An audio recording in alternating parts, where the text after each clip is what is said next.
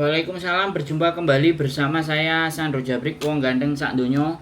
Mohon untuk tidak menyebutkan nama dan identitas dalam percakapan ini karena percakapan ini sanekan dalam konten YouTube. Gimana, Mbak?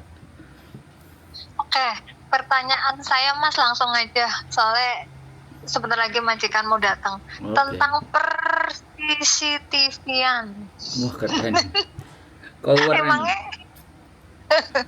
Emangnya itu yang tadi saya foto itu CCTV kayak gitu tuh nggak tahu ya kejadian tadi pagi, karena setiap nyonya telepon kok dia nanyanya kayak gini, tadi pagi nenek makannya seberapa banyak loh, padahal kan kepala CCTV-nya juga ngumpul ke meja makan, kelihatan banget. Kenapa bertanya? Itu cuma jebak atau emang beneran dia nggak tahu, atau memang itu si tuyul cuma bisa kelihatan pas dibuka aja? Saya minta penjelasannya, Mas. Kalau tuyul ini tuh ya selama dia ngerekam dari dia nyala sampai nanti mati itu dia bisa tahu. Jadi kalau sampai nanti pas nyuapin dan semuanya ya tunjukin aja. Pas waktu nyuapin tunjukin ke layar kamera. Ini loh makanannya nenek setiap mau nyuapin gitu. Nanti kalau dia nanya, tumben kok nggak nanya, gitu aja. CCTV-nya nggak kamu cek ya, gitu ganti, nggak apa-apa. CCTV itu nggak ada masalah, Mbak. Jangankan kok sampean yang kerja di majikan, supir bis, sampean tahu supir bis? Supir bis itu di depannya supir itu kalau sampean lihat ya, kalau sampean naik KMB gitu kan, di pojokan itu ada kamera yang menghadap ke supirnya. Itu tujuannya untuk apa? Agar supirnya nggak main HP. Agar apa namanya, dia itu dedikasinya penuh saat dia nyopir. Itu sopir KMB, Mbak, yang membawa keselamatan. Hongkong udah biasa, jadi nggak apa. Jadi kalau ditanya, makanya segitu dia mau tes apa enggak. Terus dia dari CCTV, intinya satu hal, sampean mau dipasangin CCTV 10-12, kalau itu dipasang di kamar sampean mau ganti baju sama kamar mandi ya jelas dong protes, ya kan. Tapi kalau itu cuman di ruang tengah, ruang tamu yang ngeliatin aktivitas sampean di ruang tengah, nggak apa-apa, slow aja, nggak ada masalah selama memang sampean nggak ngapa-ngapain. Tapi kadang anak ada yang risih dikasih CCTV, soalnya dia nanti nggak bebas main HP. Persoalannya cuman di situ. Majikan Hongkong cuman persoalannya main HP. Menurut saya ya kalau dicek. Tapi kalau yang anak-anak atau semuanya itu memang wajib. Kalau anak ditinggal di rumah kan harus jaga. Kadang orang tua bahkan anak yang CC, kalau CC yang pinter yang bener malah ketika jaga nenek dia minta ada CCTV malahan. Itu CC yang benar menurut saya. Jauh benar. Dia melindungi dirinya sendiri, Mbak. Nah sekarang tinggal tipe mentalnya kayak gimana. Sampean yang kayak gimana? Sampean yang seperti apa? It's okay. Saya nggak ada. Menurut saya gitu. Per CCTV-an dia nyala, sekali lagi dia nyala, dia dibuka di menit berapa, jam berapa, itu bisa terdetek. Nek pertanyaannya sampean begitu.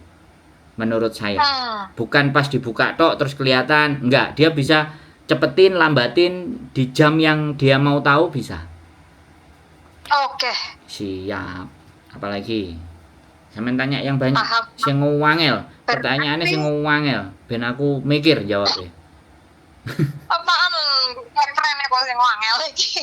Berarti kesimpulannya sebenarnya mbokku itu bisa dia melihat kegiatan pagi tadi malam, cuma dia tuh karena pengen ngobrol sama aku kali ya, jadi pura-pura tanya tadi pagi anaknya makan enggak dan lain sebagainya. Betul nggak, Mas? Tuh bagus. Kalau ada majikan yang kayak gitu tuh bagus menurut saya. Berarti gue dikerjain. Untungnya saya selalu hati-hati. Pertanyaan saya dalam hati itu dari hari pertama, ngapain sih tiap hari telepon kayak lama sampai setengah jam nanya bla bla bla. Lah itu CCTV tuh ya emang nggak bisa dibuka, tadi pagi aku ngapain aja, dan saya emang hati-hati banget. Makanya karena penasaran dan penisirin itu tentang per CCTV-an saya tanya mak sampean, Mas. Nah sekarang saya udah tahu jelasnya. Sebenarnya dia bisa tahu, cuma pura-pura nggak tahu, pura-pura bego. Biar bisa telepon nama saya gitu ya, Mas? Ya dia mau ya CC baru, dia komunikasi, dia bangun, sampainya gimana, seperti apa. Kalau dia juga memang lagi butuh teman, butuh cerita, nanti lama-lama semuanya ditumpahin ke sampean, ya sampean siap-siap aja. Jadi tempat sampahnya majikan, kadang-kadang itu lagi moodnya bagus. Nanti kalau pas lagi moodnya nggak bagus, sampean juga harus siap. Nggak sampai ngapa setengah jam kalau Heeh, telepon. nggak ngapa-ngapain sampean kena semprot, nggak ngapa-ngapain. Nah, itu kan sebenarnya dia mau cari kawan untuk ditumpahin itu semuanya. Kalau ke rekan kerja, ke temen kan jadinya jaim. Tapi kalau sama sampean kan nggak ada jaim. Majikan tuh begitu. Kebetulan dia tuh nganggur, ibu rumah tangga, dia dicatin, tapi tiap hari telepon. Itu gunanya si Tuyul itu apa kan, buat ngeliat aku. Tapi sekarang aku tahu mungkin dia kesepian. Yes. Gitu aja ya Mas ya. Ya nggak apa-apa. Yang jelas semakin majikan itu sering bertanya, sering berkomunikasi dan sering curhat, berarti sampean tahu psikisnya dia. Dia capek, dia lelah, dia kayak gitu. Dia butuh temen yang diajak ngobrol. Kan sama kayak teman-teman di Hongkong ini kan, kalau lagi frustrasi, alah nelpon YouTuber lah, mau minta solusi nanya, kan kayak gitu tuh. Karena yang enak diajak ngomong kan coba siapa? Teman kita. Makan malah kalau sama teman-teman kita kan dimentahkan. Jadi malah nggak dapat sesuatu, malahnya kita jadi sakit hati. Ya kalau ngobrolnya sama kita ya kita dengerin. Gimana sih? Bagus, majikan sampean menurut saya bagus. Ya nggak apa-apa CCTV. Yang penting sampean tipe yang ya aku kerja. Kalau perlu ya, pas sampean ditanya, terus pas pagi ngepel, "Woi, Dadai, aku ngepel." Teriak aja gitu. Enggak. Dulu itu ada cerita juga di kontenku. Jadi dipasang CCTV, mbaknya itu benar-benar resek gitu loh. Ya, aku nggak ngerti. Tapi dia akhirnya dipasang CCTV, dia habis mandi pakai handuk, terus ke CCTV, "Dadai singsang, halo," gitu. Habis itu mungkin majikannya kalau pas lagi nonton ngecek rumah lo dicisin gitu kan. Terus habis itu lama-lama CCTV-nya nggak dipakai, udah dicabut sama dia. Jadi memang CC-nya sengaja. Kadang-kadang terus dipancing ya, dia joget-joget gitu. Tapi sambil ngomong, "Dadai singsang." Jadi kalau joget-joget terus dia main TikTok sendiri, terus tidak memperhatikan kamera, itu kan ngejek. Itu kan berarti dia sengaja. Dia nggak tahu CCTV. Tapi dia joget, dia ke CCTV, dia ngomong, "Dadai singsang, aku udah selesai kerja, aku sekarang mau joget-joget ya, kamu lihat aku joget 3-4 menit gitu." Licisin gitu. Jadi dari situ kan ya menurut saya sekali lagi ya kan, kamu itu gila ya gitu. Ya nggak apa-apa, hiburan lah. Ya sambil ngambil ngibur kamu biar nggak stres nih. Licisin, mesti kayak gitu. Jadi membangun kedekatan dengan majikan itu banyak caranya.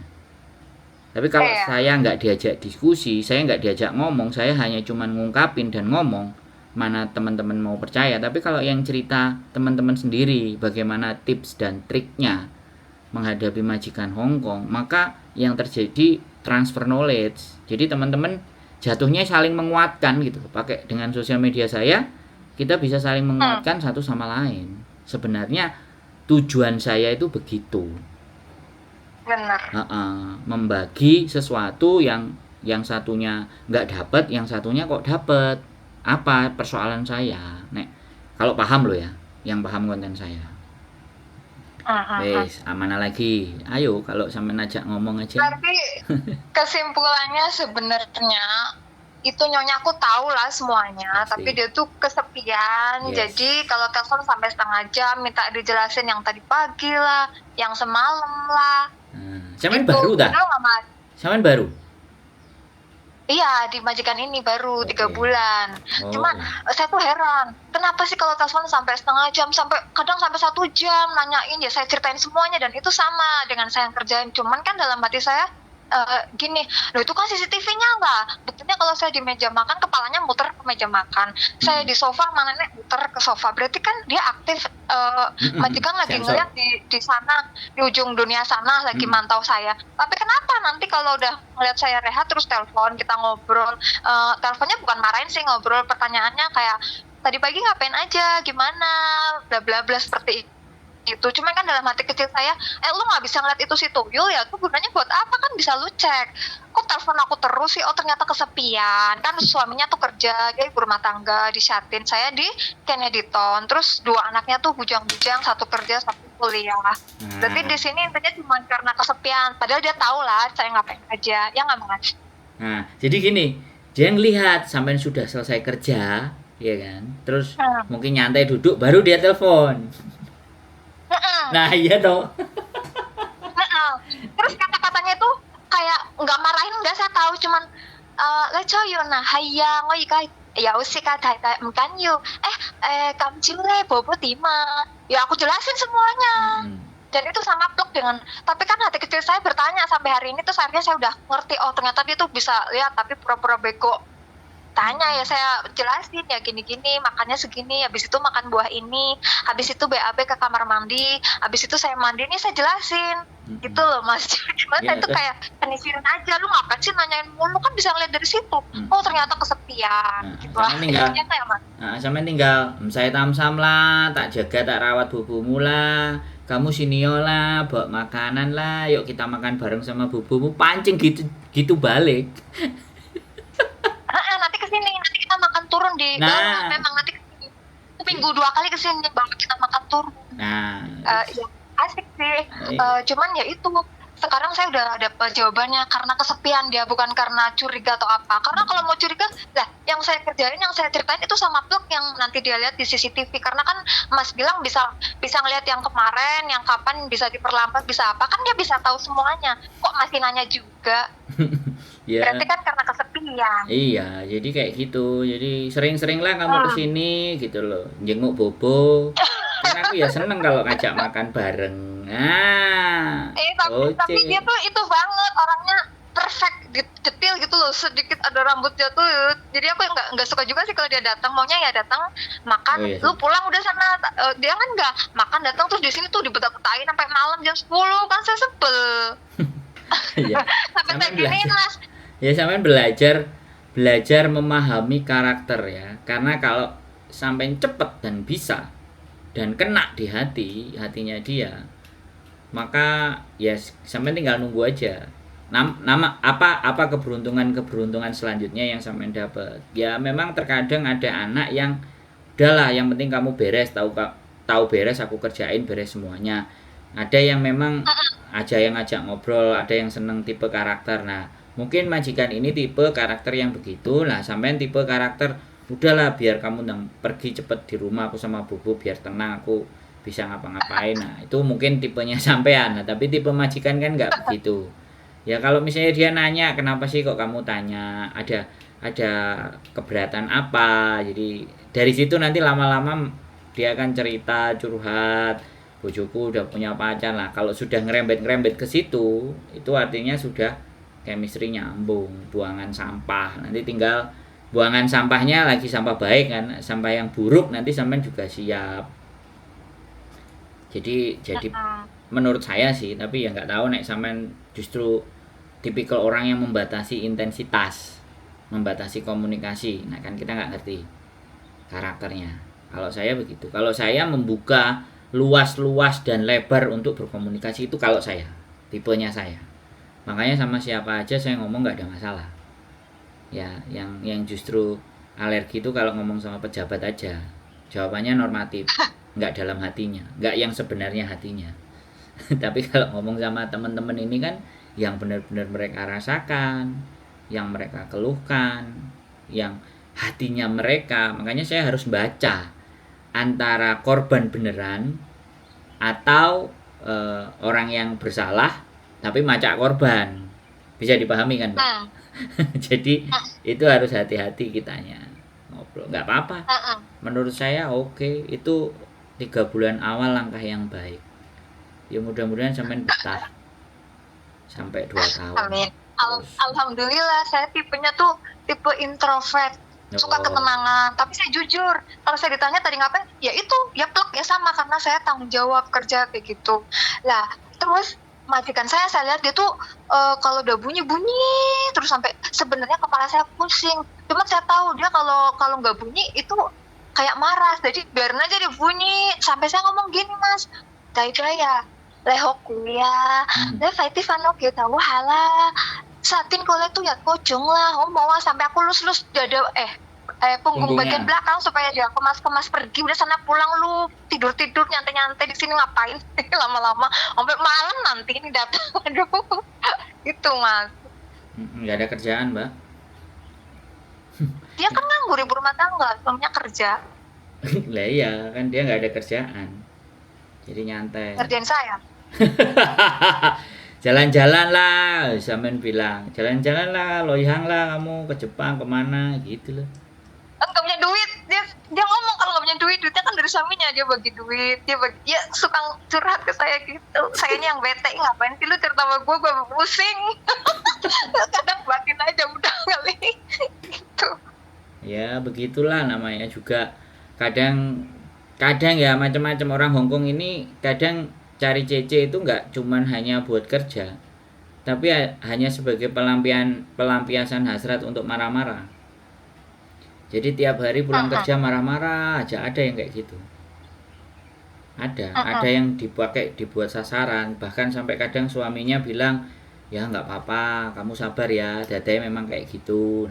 Kadang ada yang cerita ke saya kan kayak gitu. Jadi saya kan memahami tipe jadinya. Sedikit banyak dari ceritanya teman-teman majikan Hongkong kan lama-lama gambarannya bisa terlihat sama saya gara-gara ceritanya teman-teman. Saya kan kalau diceritain itu membayangkan keadaan dan situasi yang mereka hadapi. Saya belajar, jadi mendengarkan itu terus saya cari sisi dengan dianya ngomong duluan kan, teman-teman ngomong duluan kan, saya jadi tahu sedikit banyak tipe sama karakternya. Kayak sampai tadi kan nggak mau ngomong gini, akhirnya ya aku orangnya introvert lah, aku pingin tenang, nyantai, kerjaan beres, udah selesai ya udah aktivitas masing-masing kan. Karakternya jadi kebaca ya kan, keinginannya jadi kebaca. Nah kalau sudah kebaca kan kita harus ngarahinnya yang mana, karena kita memberikan solusi itu nggak bisa dari sisi kita, tapi kita harus juga melihat dari sisi yang punya masalah. Nah, yang punya masalah itu bagaimana tipenya, karakternya, terus dalam persoalan ini itu dia benar atau salah, apa yang seharusnya dia lakukan. Itu yang paling tidak saya harus telaah lebih dalam, dan itu harus cepat. Kadang yang ngomong cuma 3 menit, 4 menit, 5 menit. Kalau yang cerita sampai 5 menit, 9 menit itu wis parah banget. Jadi dia udah mentok nih, mau dibuang kemana pikiran ruwet saya ini kan. Kadang-kadang gitu tuh Mbak. Ya nggak apa-apa, saya pahami.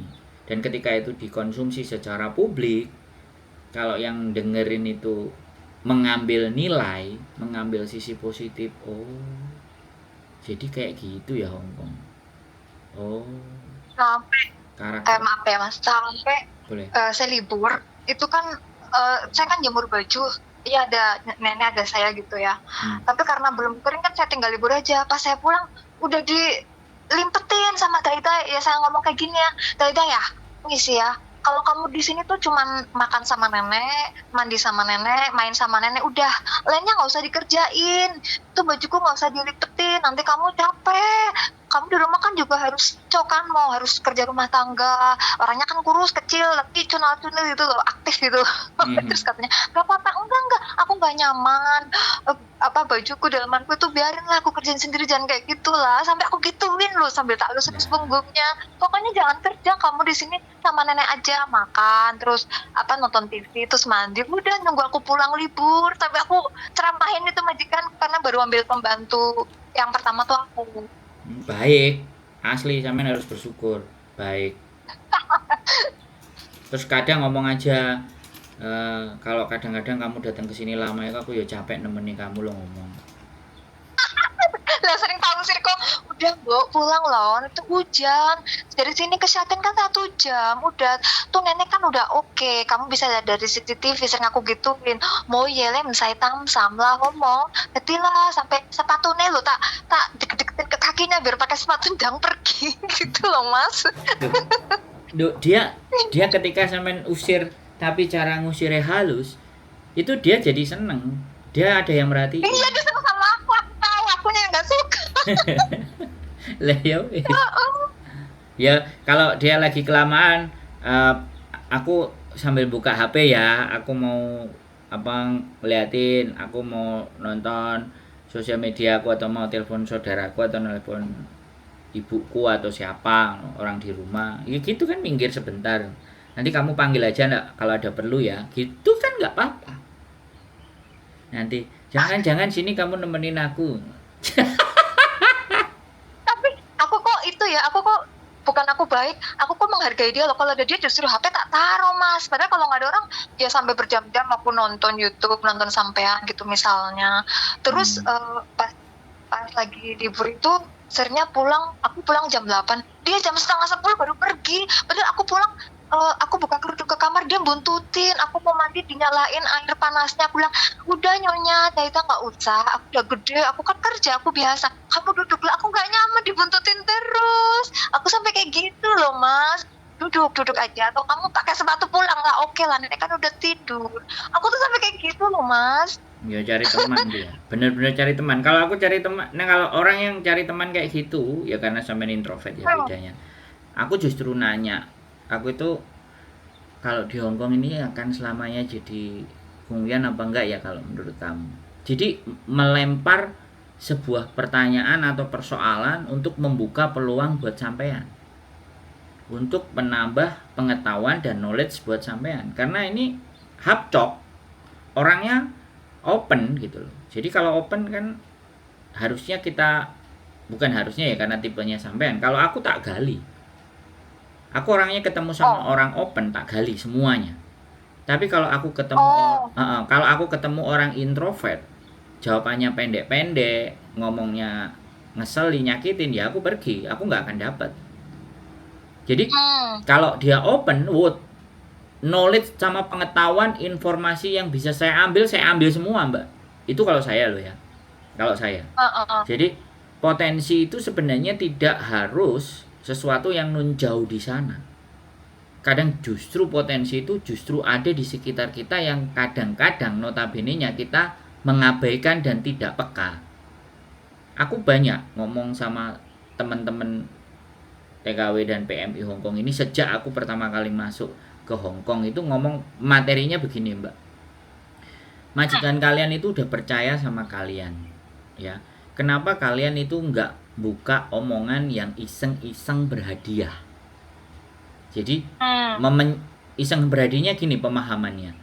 Kalau di Hongkong kita mau beli rumah, ini kan berapa ratus juta berapa puluh juta Hongkong dolar, 28 atau 25 juta Hongkong dolar. Lah itu kalau di Indonesia itu sudah jadi 50 miliar. Nah, itu buat bangun hotel, buat bangun kos-kosan, buat investasi sudah sangat gede.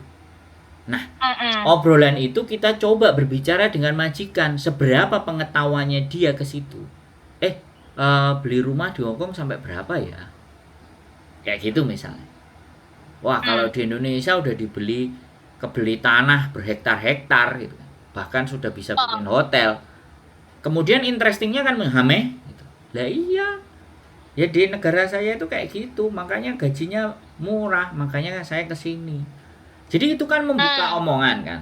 Terus investasi kambing, investasi sapi, cerita, mencari bahan di mana tujuannya nanti membuka potensi dan peluang. Ini yang nggak banyak teman-teman Hongkong itu kadang-kadang memanfaatkan hal ini. Menurut saya iseng berhadiah. Karena bagi saya bisnis dan usaha itu nggak harus punya modal uang yang gede.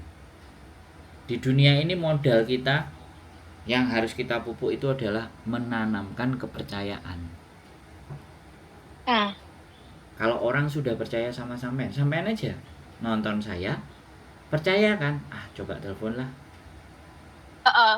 Ya kan? Itu kan kepercayaan yang muncul dari dalam diri sampean karena sampean melihat cara saya berbicara, cara saya menghadapi persoalannya teman-teman. Nah, kemajikan kita perlakukan hal yang sama. Kita harus setting nih buat masa depan nanti apa. Karena masa depan kan anak-anak mesti galau kan.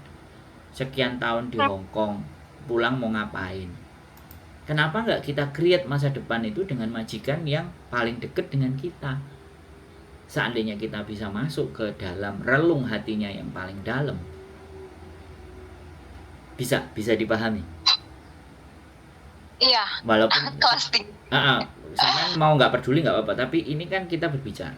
Sampean pikirkan, sampean resapi. Kadang kan kita nggak ngerti nasib hidup kita ke depan itu kayak gimana.